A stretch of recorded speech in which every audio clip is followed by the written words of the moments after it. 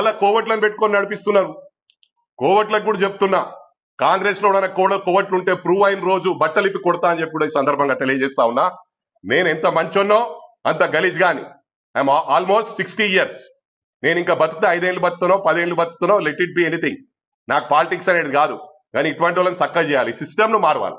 System లో మార్పు రానంత రోజులు ఇప్పుడు ఎంతో మంది కష్టపడ్డారు. కార్యకర్తలుగానే ఉండిపోతున్నారు. నేను ఎప్పుడు కూడా చెప్తా, మనకు వాళ్ళే బేస్.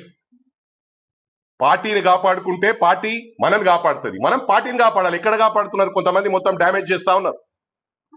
వాళ్ళ డబ్బులకు అమ్ముడు పోయి వాళ్ళకి ఇన్ఫర్మేషన్లు ఇచ్చి మేము వాళ్ళని లాక్ చేద్దామంటే మమ్మల్ని లాక్ చేసే ప్లాన్ లో ఉన్నారు. అంటే ఇది ఎంతవరకు రైట్?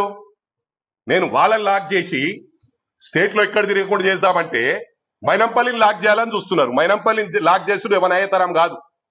దేనికైనా సిస్టమ్ ఉంటుంది, సిస్టమ్ కు రెస్పెక్ట్ ఇస్తా. అది బిహాండ్ లిమిట్స్. ప్రతి దానికి హీల్డ్ పాయింట్ ఉంటది. ఆ హీల్డ్ పాయింట్ దాటితే కిస్కా బాప్ కోనై సుంతా అని చెప్పి సందర్భంగా తెలియజేస్తా ఉన్నా. నేను రాజకీయ లబ్ధి కోసం దేనికి సరెండర్ గాను. నేను ఆ రోజు